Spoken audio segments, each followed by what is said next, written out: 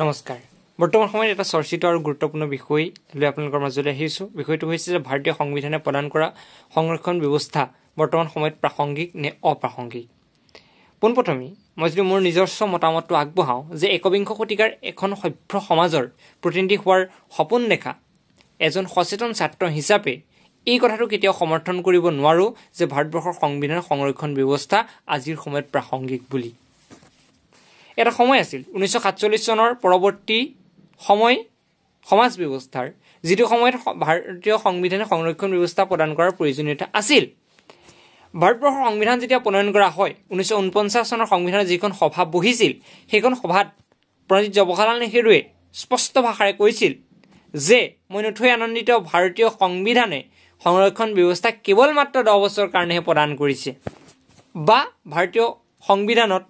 সংৰক্ষণ ব্যৱস্থা কেৱল মাত্ৰ 10 বছৰৰ কাৰণে অন্তৰ্ভুক্ত কৰা হৈছে আৰু তেওঁ স্পষ্ট ভাষাৰে কৈছিল যে ইয়াৰ পিছত ভাৰতীয় সংবিধানে এনে কিছুমান ব্যৱস্থা গ্ৰহণ কৰিব লাগিব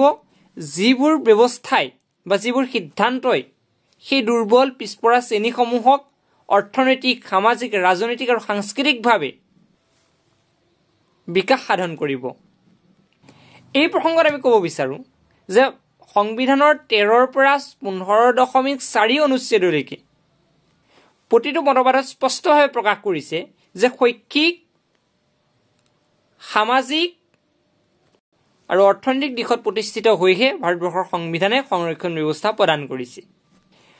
সমাজত বাৰে বাৰে এটা কথা কৈ আজি বিভ্ৰান্তি সৃষ্টি কৰিব বিচৰা হয় যে শ্ৰেণী সংৰক্ষণৰ কথা ভাৰতৰ সংবিধানে কৈছে যে শ্ৰেণী সংৰক্ষণ হ'ব শ্ৰেণীৰ ওপৰত নিৰ্ভৰ কৰিহে আজিৰ প্ৰেক্ষাপটত যদি আমি চাওঁ যে আজিৰ পৰা 10 বছৰ আগতে ৰাজীৱ গোস্বামীয়ে ভাৰতীয় সংবিধানে প্ৰদান কৰা সংৰক্ষণ ব্যৱস্থাৰ কাৰণে আত্মহত্যা কৰিবলৈ বাধ্য হয় তামিলনাডুলৈ যদি চাওঁ যে 17 গৰাকী ব্যক্তিয়ে জীৱনতে আত্মদাহৰ চেষ্টা কৰে আৰু আজি যদি আমি অসমৰ প্ৰেক্ষাপটলৈ চাওঁ যে অসমত যি অশান্তি জৰ্জৰ পৰিৱেশ এই অশান্তি জৰ্জৰ পৰিৱেশৰ কাৰণেও কিন্তু আমি ভাৰতীয় সংবিধানে প্ৰদান কৰা সংৰক্ষণ ব্যৱস্থাক আমি দোষাৰোপ কৰিব লাগিব এজন বাস্তৱ মনৰ নাগৰিক হিচাপে মই এই কথাটোকে বিশ্বাস কৰোঁ যে ভাৰতীয় সংবিধান এনে কিছুমান ব্যৱস্থা গ্ৰহণ কৰিব লাগিছিল যিবোৰ ব্যৱস্থাৰ জৰিয়তে বা সবলীকৰণৰ যোগেদি সমাজৰ পিছপৰা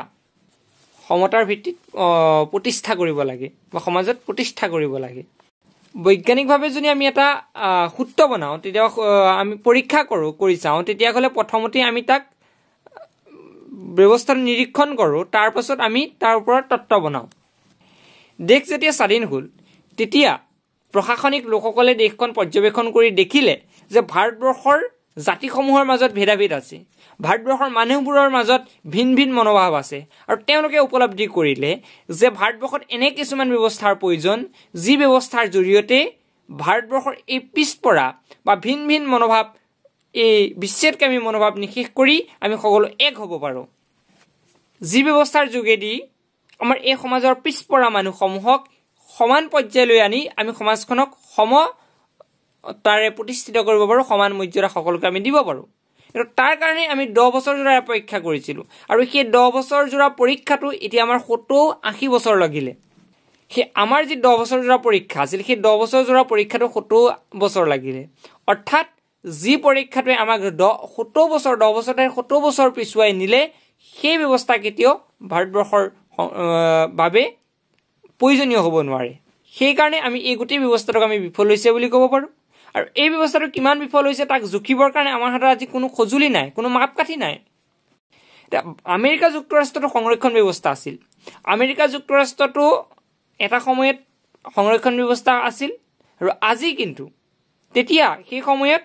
বৰ্ণৰ ওপৰত নিৰ্ভৰ কৰি সংৰক্ষণ ব্যৱস্থা হৈছিল আজি বৰ্ণৰ ওপৰত নিৰ্ভৰ নকৰাকৈ আমেৰিকা যুক্তৰাষ্ট্ৰত কৃষ্ণবৰ্ণ মানুহে ৰাষ্ট্ৰপতি হৈছে এতিয়া ভাৰতীয় সংবিধানেই হওক বা অন্য কোনো ভাৰতীয় সংবিধানে যি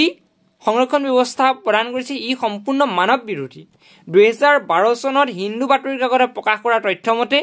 বিশ্বৰ সংকটপূৰ্ণ দেশসমূহৰ ভিতৰত ভাৰতবৰ্ষৰ স্থান 4 নম্বৰ যদি ভাৰতবৰ্ষৰ সংবিধানৰ সংৰক্ষণ ব্যৱস্থা আশীৰ্বাদী হয় বা ভাৰতবৰ্ষৰ সংবিধান ব্যৱস্থা সংৰক্ষণ ব্যৱস্থা প্ৰাসংগিকতা আছে যদি ভাৰতবৰ্ষৰ সংবিধানে সংৰক্ষণ ব্যৱস্থা প্ৰদান কৰাৰ কাৰণে দলিত বা পিছপৰা হৰিজন লোকসকল আগবাঢ়ি আহিছে, তেতিয়াহ'লে এটা মাহৰ তথ্য আছে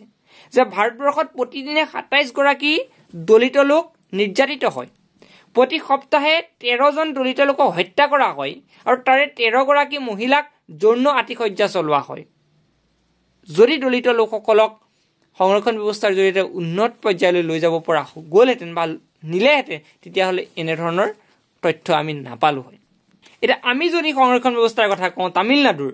৭৭% লোক সংৰক্ষণ ব্যৱস্থাত অন্তৰ্ভুক্ত হৈছে। অন্ধ্ৰপ্ৰদেশত ৬৭% লোক সংৰক্ষণ ব্যৱস্থাত অন্তৰ্ভুক্ত হৈছে। তেনে প্ৰেক্ষাপটত কেৱল মাত্ৰ ৩০% বা ৩৩% লোকৰ কাৰণেহে এই যিটো প্ৰতিযোগিতা শব্দ, এই প্ৰতিযোগিতা শব্দটো মুকলি হৈ আছে।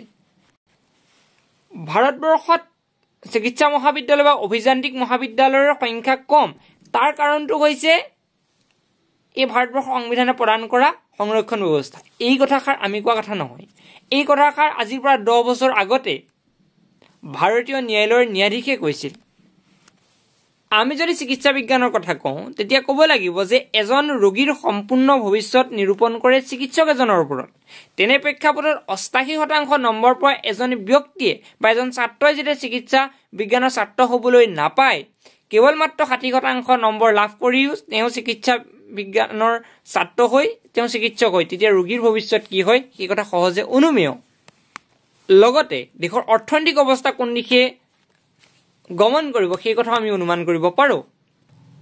মই সমৰ্থন কৰিম একবিংশ শতিকাৰ এখন সুন্দৰ পৃথিৱীৰ, সুন্দৰ ভাৰতবৰ্ষৰ সপোন দেখা যুৱক হিচাপে যদি দ্বাদশ শ্ৰেণীলৈকে সংবিধান ব্যৱস্থা, এই সংৰক্ষণ ব্যৱস্থা প্ৰদান কৰে, তেতিয়া মই সমৰ্থন কৰিম। কিন্তু IRTৰ দৰে পৰীক্ষাত ৭০% নালাগে, মাত্ৰ ১% বা 10%ও যদি আসন সংৰক্ষিত হয়, তেতিয়া ভাৰতবৰ্ষ বিশ্বৰ আগত এখন দুৰ্বল আৰু পিছপৰা শ্ৰেণীৰ দেশ হিচাপে মানচিত্ৰত প্ৰতিফলিত হ'ব আৰু গতি কৰি থাকিব এখন দুৰ্বল আৰু অৰ্থনৈতিকভাৱে পিছপৰা দেশলৈ। কিন্তু যে ভাৰতবৰ্ষৰ সংবিধানে প্ৰদান কৰা এই যিটো সংৰক্ষণ ব্যৱস্থা, এই সংৰক্ষণ ব্যৱস্থাক আমি একেবাৰে নুই কৰিব নোৱাৰোঁ।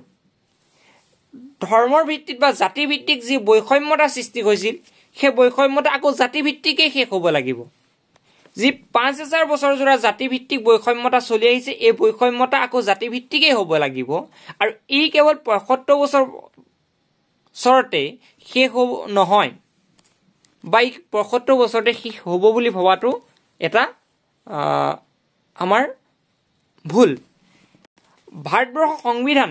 যি সময়ত প্ৰণয়ন কৰা হৈছিল, সেই সময়ত ৩২৪ জন সাংসদৰ ভিতৰত, সদস্যৰ ভিতৰত ৪৫% লোকেই আছিল ব্ৰাহ্মণ সম্প্ৰদায়ৰ লোক, অৰ্থাৎ উচ্চ বৰ্ণৰ লোক। আৰু তেওঁলোকে অনুচ্ছেদ ১৫ত ভাৰতীয় সংবিধানে প্ৰদান কৰা সংৰক্ষণ ব্যৱস্থাক সমৰ্থন কৰিছিল। এই কথাও ক'ব লাগিব, আজি ইমান বছৰে কিন্তু সত্ৰৰ সত্ৰাধিকা আৰু মন্দিৰৰ পূজাৰী বাবটোক বিশেষ দুটা জাতিৰ কাৰণে সংৰক্ষণ হৈ আহিছে। আজি একবিংশ শতিকাৰ এই তৃতীয় দশকতো কিন্তু হৰিজন বা দলিত সম্প্ৰদায়ৰ লোকসকল আজিও পিছপৰি আছে। ভাৰতীয় সংবিধানে তেওঁলোকৰ সংৰক্ষণ ব্যৱস্থা কিন্তু সমান সময়ৰ কাৰণে প্ৰদান কৰা নাই। ভাৰতীয় সংবিধানৰ ৩৩০ৰ পৰা ৩৪২ নম্বৰ অনুচ্ছেদত কোনকেইটা জাতিক সংৰক্ষণ ব্যৱস্থা দিব তাৰ কথা কোনো পোনপটীয়াকৈ উল্লেখ নকৰি বা স্পষ্ট নকৰি, নিশ্চয়তা প্ৰদান নকৰি, তাৰ বিপৰীতে ভাৰতীয় ৰাষ্ট্ৰপতি আৰু ৰাজ্যপালে কোনকেইটা জাতি বা জনগোষ্ঠীক সংৰক্ষণ প্ৰদান কৰিব তাৰ সিদ্ধান্ত গ্ৰহণ কৰিব বুলি স্পষ্ট কৰিছে। আৰু ইয়াৰ ক্ষেত্ৰত ৰাজ্য চৰকাৰৰ এক বিশেষ ভূমিকা আছে। ইয়াৰ জৰিয়তে এই কথা প্ৰমাণ হয় যে সংৰক্ষণ ব্যৱস্থা সকলো জাতিকে সকলো সমান সময়ৰ কাৰণে নিদিয়ে। সংৰক্ষণ ব্যৱস্থা সময় অনুসৰি পৰিৱৰ্তন হৈ থাকে, সলনি হৈ থাকে। আজিৰ সময়ত ভাৰতবৰ্ষৰ লোকসভা গাঁথনিলৈ যদি চাওঁ যে ৫৪৩ জন সদস্যৰ ভিতৰত ৮১ জনহে পিছপৰা শ্ৰেণীৰ, তাৰে আকৌ ৭৯ জন সংৰক্ষিত আসনৰ আৰু ২ জন অসংৰক্ষিত আসনৰ। সেয়েহে পিছপৰা শ্ৰেণী আগবঢ়াই আনিবলৈ এতিয়া সংৰক্ষণ ব্যৱস্থা একমাত্ৰ নহয়, কিন্তু এটা অন্যতম উপায়।